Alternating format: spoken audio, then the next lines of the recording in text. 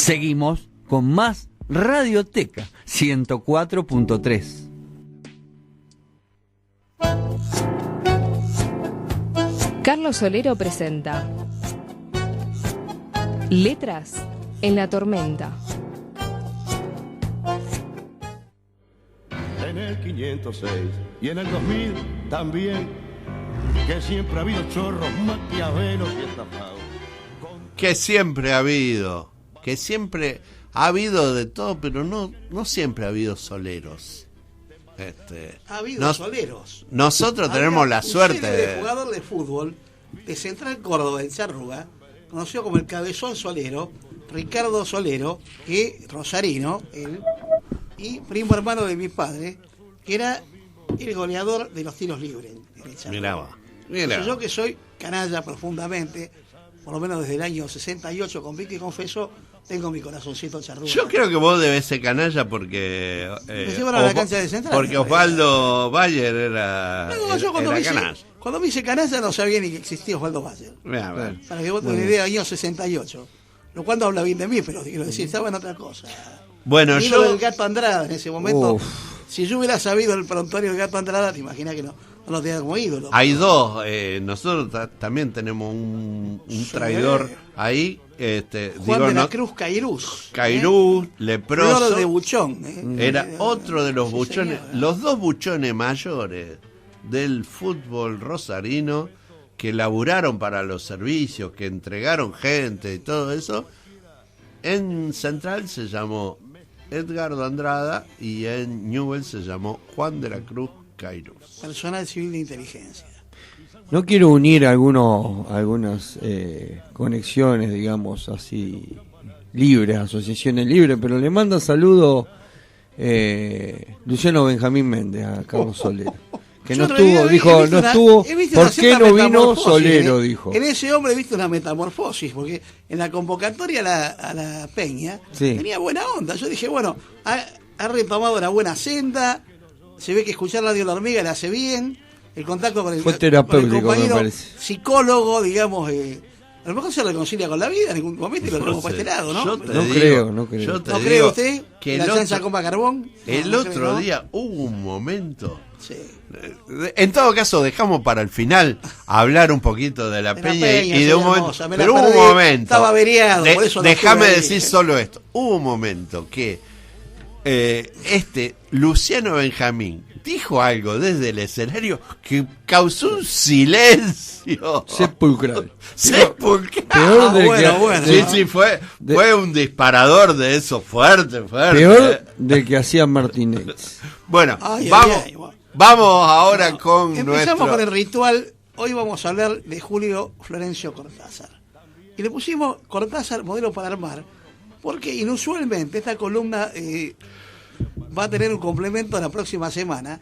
Vamos a hablar de Julio Cortázar hasta los años 50. Ajá. O sea, hasta que decide el exilio en París. Ajá. La infancia de Cortázar, la juventud de Cortázar, los primeros pasos literarios y demás, con algunas perlitas, ¿no? Antes de eso, de Los hijos de los días de Eduardo Galeano, un 5 de agosto, Galeano pone: el mentiroso que nació 3 veces. En 1881, cuando Pinocho llevaba no más de 2 meses de vida, ya era el ídolo de la infancia italiana. El libro que narraba las aventuras se vendía como si fuera caramelo.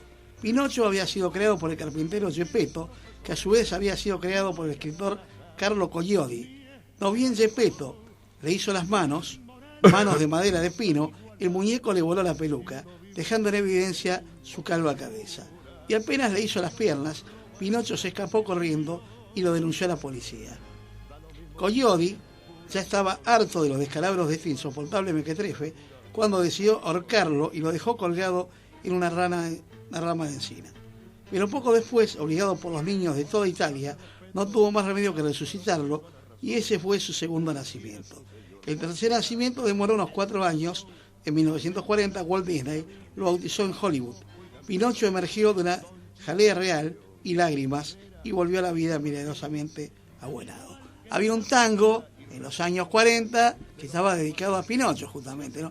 Una de esas cosas patéticas que tiene el tango, que uno ahí cuando le escucha a Daniel Melingo y demás piensen en rock, ¿no? Como yo escuchaba esta mañana en la Radio Amiga, en Radio Universidad, que hablaban de música vinculada a las elecciones. Y yo, con mi mal genio, no pude dejar de asociarlo con la milonga Dios te salve mi hijo, que cantaba Agustín Magaldi, con Noda, y que también llevó al éter, ya que estamos en antigüedades, en el lenguaje que hablaba Cortázar, castellano argentino de los años 40, en que también la llevó Luis Acosta García, gran payador.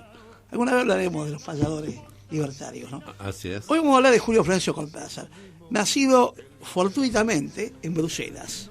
Es decir, originariamente Cortázar es belga, aunque se va a criar en Argentina. Van a ser un 26 de agosto de 1914, 2 días después que Jorge Luis Borges, Ajá. que nace en 1898, un 24 de agosto. Bueno, este Julio Florencio Cortázar, junto con su familia, En el 14. en 1914, en plena Guerra Mundial, En plena guerra mundial. son casi, digamos, comienzo de la Guerra Mundial, con lo cual la familia se traslada, su padre era diplomático, y se trasladan a Zúrich, a Suiza, y luego a la Argentina. Entonces él va a crecer en lo que hoy es una población, una ciudad, se llama Banfield, pero que era un suburbio de Buenos Aires, de alguna manera ubicado al sur de la capital federal. A los 6 años, algo muy desdichado para Julio Cortázar es que su padre se va de la casa para no volver nunca más. Y él queda al cuidado de su madre, conviviendo con su abuela y su hermana. Este Cortázar era un voraz lector y a los 9 años ya compone una novela, según su propio testimonio, muy lacrimosa, donde terminan todos muriendo. Y esto muestra lo que era la melancolía de este pequeño, ¿no? Porque tenía solo 9 años. La madre estaba asustada porque la novela era tan consistente que le parecía que la había plagiado, hasta que llegó a la conclusión que no. Bueno, Cortázar va a hacer sus estudios primarios y se va a tener que convertir en prácticamente sostén del hogar desde muy temprana edad. Va a estudiar en el Colegio Normal Mariano Acosta de Buenos Aires. Ahí va a recibir el título de maestro entre 1932 y 1935 y se va a quedar 3 años más para ser el profesorado de letras. Va a comenzar a trabajar como maestro de diversas áreas, como dice él, una especie de maestro orquesta, en la ciudad de Chivilcoy, primero en Bolívar y luego en Chivilcoy. Trabajos que no le agradaban, no porque no le gustara la enseñanza, sino por los temas que trataba. O sea, no era profesor de literatura, sí. Era profesor de geografía, de instrucción cívica, de otras materias que no eran las que a él le preocupaban. A él lo que le preocupaba era la literatura y hubo varias pasiones que lo acompañaron. 2 por lo menos que lo acompañaron a lo largo de toda su vida. Una fue el jazz y la otra fue el boxeo. Por eso nosotros encontramos en uno de los libros de Cortázar, en el final del juego, que él hace un retrato maravilloso del boxeador Justo Suárez, el Toro de las Pampas, y allí en la dedicatoria dice a don Nicolás Cúcaro, que en las tardes del Mariano Acosta nos hablaba de las peleas de Suárez, de Justo Suárez. Es difícil imaginarse a Cortázar en una tribuna en Luna Park, enfervorizado por un match de box. Sin embargo, esto ocurrió. Cortázar en 1944, ya el golpe de 1943 lo pone muy incómodo, sobre todo en Chivilcoy. Tan es así que decide irse, pero porque le sale una designación de profesor de letras para la recientemente fundada Universidad Nacional de Cuyo. Entonces ahí tenemos al profesor Julio Cortázar dando literatura en un momento muy particular, porque esa universidad había sido fundada por dirigentes del Partido Demócrata de Mendoza, es decir, conservadores absolutamente y nacionalistas, en algunos casos ultranacionalistas, ¿no? Entonces salía de Guatemala y entraba en Guatepeor porque pasa a ser consejero académico casi de inmediato cuando es designado profesor de literatura en Cuyo. Hasta allí Cortázar, ¿qué había publicado? Él dice que escribió tempranamente y publicó tardíamente. Efectivamente había publicado el libro Presencia, un poemario bajo el seudónimo de Julio Denis. Él de alguna forma también fue escribiendo algunas otras cosas, sobre todo novelas que se publicaron póstumamente. Su primera esposa, Aurora Bernardes, se encargó de eso, como la novela El Examen, como el diario de Andrés Fava, que dan cuenta de su estancia en Mendoza. De alguna manera, Cortázar se aleja tanto de Chivilcoy como cuanto de Bolívar, y no le queda un buen recuerdo a él, y sus amigas y sus amigos de esas poblaciones bonaerenses se sienten un tanto abandonados. En cambio, con Mendoza le pasa algo muy particular. Julio Cortázar, con el advenimiento del golpe del 43, cabezado por General Rawson, pero también por Ramírez, Farrell y Juan Domingo Perón, se siente muy incómodo porque sus concepciones eran de libre pensador, tan es así que tenía cierta cercanía con la revista Azul que había fundado en 1931 Victorio Campo. Y entonces, bueno, esta cuestión de ser docente en Mendoza era lo que él buscaba de alguna manera, aunque tuvo refriegas, digamos, bastante amargas, ¿no? Pero es interesante porque va a volver en 1973, 1973 va a volver a Mendoza, muchos años, 40 años después, prácticamente, 30 años después, vuelve a Mendoza, y fíjense lo que dice Cortázar cuando vuelve a Mendoza, desde Chile, se toma el tren trasandino, había ido a apoyar a Salvador Allende, claro, y al movimiento de izquierda revolucionaria. Recuerdo en una contratapa de la revista Siete Días, estoy hablando de la década del 70, que decía Manirroto Cortázar. Había ganado un premio internacional de literatura y vino a América Latina especialmente para apoyar la guerrilla chilena y la guerrilla nicaragüense. Por eso decimos, hay un Cortázar que es varios Cortázar a la vez, ¿no? Sí, claro. Me interesa compartir con ustedes antes de contar cómo va a ser el cierre de esa primera etapa de su Muy vida. amigo también de Roberto Fernández Retamar. Por supuesto, Cortázar, que murió hay un el otro par de día. aguas en la vida de Cortázar. Uno es justamente el golpe del 43, que lo va a llevar al exilio en 1951. Un cerrillo antiperonista, no porque despreciara las cuestiones populares, justamente, no lo era, amante del tango, amante de Rosita Quiroga, digamos, en el sentido figurado, se entiende, del lunfardo y demás. Pero le preocupaba este nacionalismo ultramontano, le preocupaba la demagogia, le preocupaba el nacionalismo y el militarismo, y él tenía un profundo rechazo por todo esto. Pero fijémonos, antes de ir a un tema musical que acompañe algo de Cortázar justamente, nosotros hemos mandado un par de temas ahí, uno de Charlie Parker, una de las figuras que Cortázar va a evocar en el cuento El Perseguidor, del que hablaremos la próxima semana. Dice esto Julio Cortázar al diario Los Andes, Mendoza, en 1973. Como otras veces hubiera podido entrar a la Argentina por vías más cómodas y rápidas. En cambio, tomé el trasandino para acercarme despacio, saboreando el paisaje como quien se demora en comer un durazno. Y te busqué Mendoza, porque te quiero desde muy lejanos tiempos, desde una juventud que se niega a morir, en vos y en mí, como si 28 años no hubieran pasado por tus calles o por mi cara. Y sos la de siempre. Me das otra vez el rumor del agua de la noche, el perfume de tus plazas profundas. Para un viajero del mundo que siempre llevó consigo a su Argentina y trató de decírselo con libros, ¿qué recompensa me das hoy, Mendoza?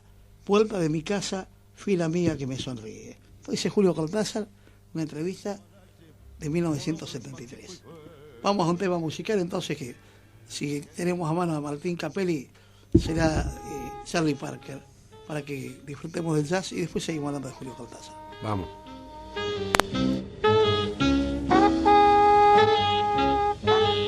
Insolente, ya no hay quien lo niegue. Y ahí estamos. Faltan 10 minutos para el mediodía, 10 minutos para que termine Radioteca. Y estamos de vuelta con nuestro compañero Carlos Solero. Antes de terminar, igual vamos a hacer algún comentario acá con Ernesto Gallo sobre lo que pasó el sábado, ¿no? ¿Sí? Sí, claro, obvio, sí. Vamos cerrando el modelo para armar de hoy de Julio Cortázar. Decimos que Julio Cortázar va a emigrar a Francia, donde había estado vagabundeando por el año 50, sondeando qué posibilidades tenía de viajar, ¿no? Este Julio Cortázar se va a acercar a la biblioteca municipal a visitar a Jorge Luis Borges, le va a dejar una carpeta con cuentos, y Borges le dice, mire, espéreme 15 días que va a tener novedades. A lo cual Julio Cortázar, con mucha sorpresa, en una revista literaria que circulaba entonces, ve publicado 2 relatos. Uno de ellos, emblemático, Casa Tomada, Claro. que le había gustado evidentemente a Jorge Luis Borges, que ha dado lugar a una infinidad de interpretaciones. Algunos creen que la Casa Tomada es la Argentina bajo el peronismo, y otros entienden que hay otras lucubraciones. Yo recomiendo en YouTube que busquen la versión de Alberto Laiseca, gran escritor rosarino y actor, que nos narra Casa Tomada de una manera magistral, ¿no? Qué capo. ¿No? La cuestión es que Cortázar se va a Europa, sí, Laiseca indudablemente, Qué capo los dos. un gran escritor, y bueno, Sí. y Julio Cortázar, que tiene estas relaciones tan particulares con el cine, ¿no? Pues por ejemplo, él se va a ir a Europa gracias a Victorio Ocampo, que va a tramitar una beca de la UNESCO para que Julio Cortázar tenga una fuente de subsistencia. Muy generosa Victorio Ocampo, en ese sentido hay que decirlo. Quizá no sé si había muchas afinidades, porque eran dos personalidades fuertes, ¿no? Tanto Cortázar como joven escritor como Victorio Ocampo, pero se va a ir a trabajar a la UNESCO en París y va a comenzar a vagabundear por París, a buscar justamente a los cloyards, ¿no? Y esto va a tener que ver con un escritor que vamos a retomar dentro de un tiempo, que se llama Juan Filloy, que escribe Caterva. Quiere decir que los temas de Cortázar, como bien dice por allí Tristan Bauer y dice Abelardo Castillo, el París de Cortázar nunca es el París de Jean-Paul Sartre, por ejemplo, o de alguno de los poetas surrealistas, sino el París de Cortázar es el país de los márgenes con mucha precisión. Cortázar es un desterrado, porque en realidad es un exiliado político que se autoexilia, más allá, digamos, de los dicterios de la reacción vernácula. Pero para cerrar, el primer libro de Julio Cortázar que se publica en la Argentina va a ser Bestiario, editorial sudamericana, que contiene nada más y nada menos que estos relatos: Casa Tomada, Carta a una señorita en París, Lejana, Ómnibus, Cefalea, Circe, que fue llevada a la pantalla con un trabajo extraordinario de Graciela Borges y Walter Vidal, ¿sí? Las Puertas del Cielo, y el propio relato Bestiario que da título a este libro de cuentos. Nosotros vamos a seguir hablando, no somos originales al elegir el título de Cortázar Modelo para el Mar, porque va a ser la novela posterior a Rayuela, que aparezca en 1963, revolucionando las letras latinoamericanas, ¿no? Cortázar va a ser incluido dentro de ese boom latinoamericano. Pero ya vamos a hablar de otro Julio Cortázar cuando esté en las orillas opuestas del Océano Atlántico, nada menos que en la ciudad de París. Ese será otro Cortázar que justamente va dejando el individualismo pequeño burgués que él mismo dice que había cultivado hasta entonces, para comprometerse con causas sociales. Y un punto de inflexión es justamente la Revolución Cubana, a la que él va a adherir fervorosamente a partir de 1959, y va a ayudar, como decías vos, a través de su vínculo con Roberto Fernández Retamar, recientemente fallecido, en la fundación de Casa de las Américas. Lo vamos a dejar descansar al público y vamos a hablar de lo que ocurrió el sábado, que me gustaría mucho escucharlo a ustedes. Volvemos con Cortázar la semana que viene, pero con el Cortázar ya de las novelas, de los cuentos de los años 60 en adelante. Cortázar, vos sabés que la memoria me está fallando ahora, pero creo que había una canción que cantaban los trovadores sobre un poema que había escrito Cortázar sobre Managua.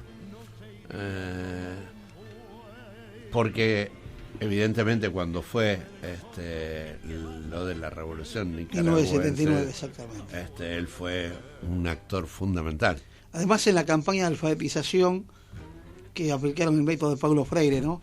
Eso, Cortázar allí tuvo un protagonismo fundamental, y se lo ve también junto a su amigo Ernesto Cardenal, el poeta Ernesto Cardenal, en la isla de Soletiname, disfrutando, ¿no? Fue quizá uno de los últimos actos importantes de Cortázar, que, bueno, mañana se cumple un aniversario de una fecha fatídica, el lanzamiento de la bomba atómica por parte del Estado norteamericano sobre la población de Hiroshima en Japón, y Cortázar formó parte del Tribunal Russell, que lleva el nombre de Bertrand Russell, digamos, en las campañas antinucleares, por la guerra de Vietnam sobre todo y la guerra de Camboya. Bien. Bueno, A ver, vamos a escuchar los relatos de ustedes. vamos a escuchar. presenciales. El que no tiró ninguna bomba fue Luciano Benjamín Méndez, que se portó como un señorito, debo decirlo. Yo estaba mirando. ¿Estaría dopado a lo mejor? Desde la tarima, me parece que estaba bastante dopado. ¿No le habrá dicho un Fue payé? moderado, ¿No le hicieron algún payé en el mate? ¿Sabe? Capaz, ¿eh? A mí lo que me pareció fue que se sintió tan recibido como no pasa en ningún otro lugar, que creo que eso Bien fue lo que recibido. lo... Sí, que lo... Sí, yo vi algo parecido a lo que vos ves. Toda la repulsión que a nosotros nos causa ese personaje, la gente no entendía por qué nosotros tenemos esa mirada, porque los que estaban ahí se reían con él. Es más, generó casi hinchada, te diría.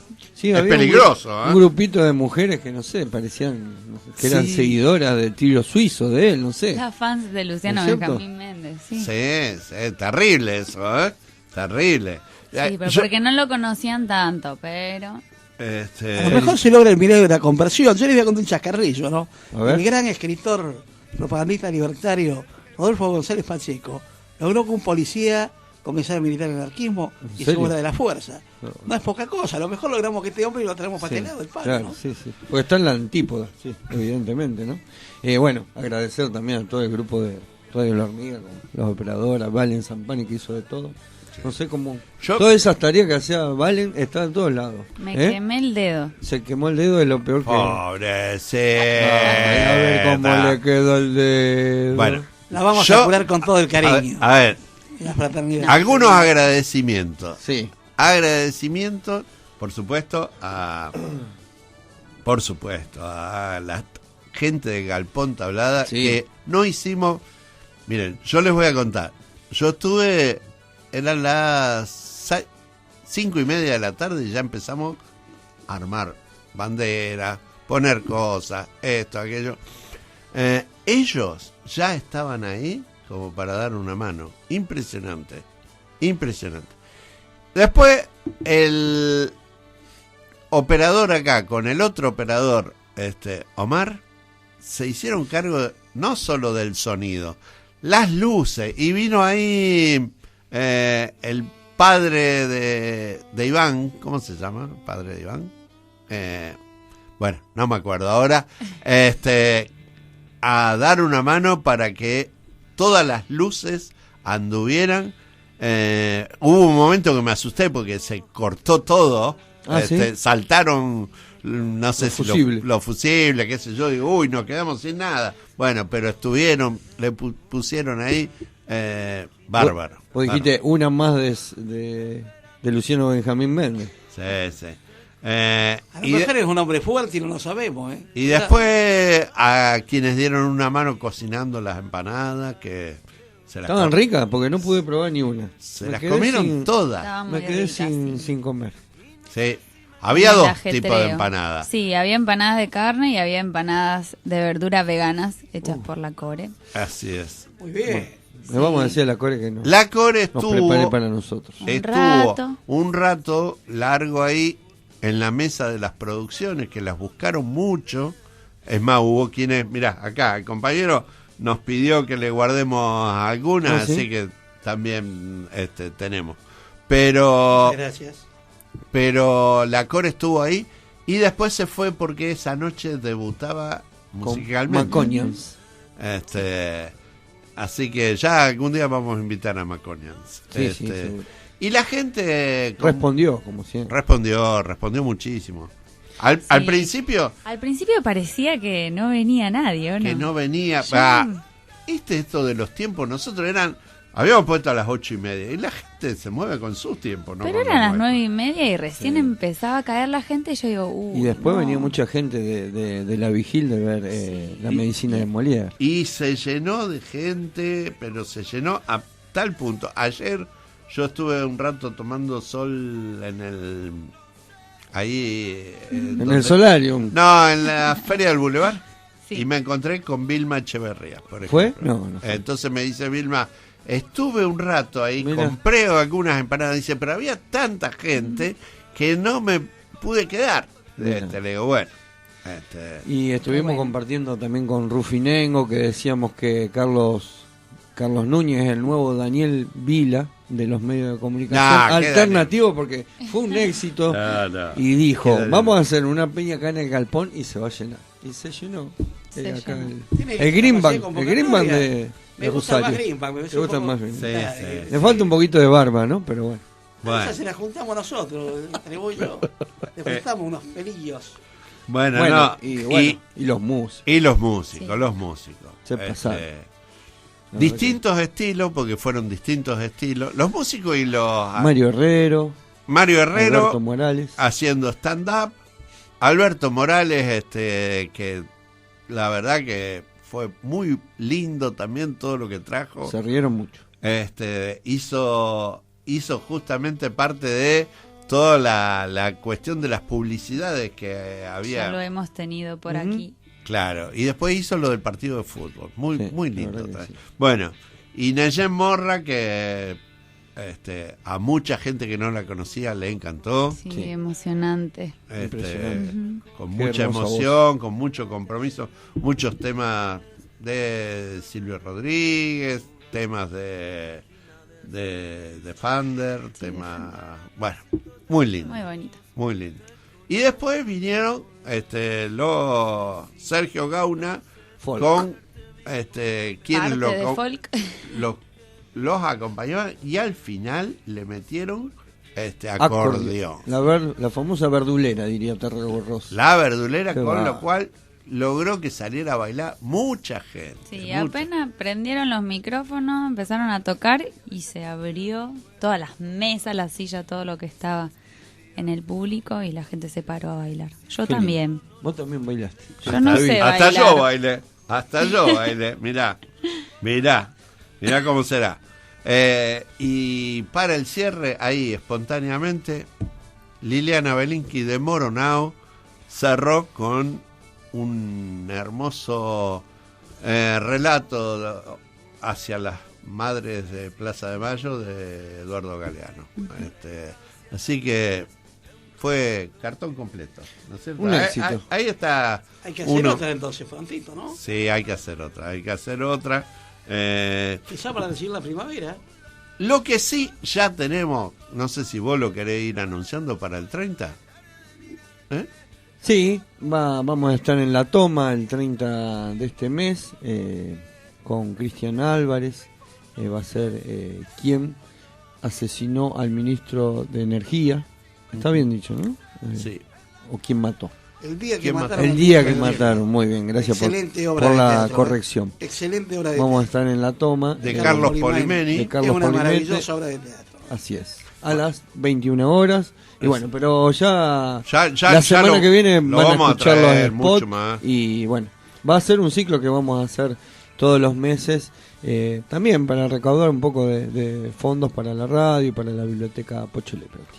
Un ciclo que va a estar ahí en toda el armado, la selección, todas las cuestiones. Nuestro compañero Ernesto Gallo con el ciclo de teatro una vez al mes ahí en Espacio Dorado. O sea que la radio viene caminando, La ¿no? radio que camina. Una radio que camina. Gracias a todos, Sí. gracias a todos, a Bueno. todos. Nos despedimos, todos, Carlos. todos. Hasta mañana. Hasta mañana. Hasta siempre. Chao.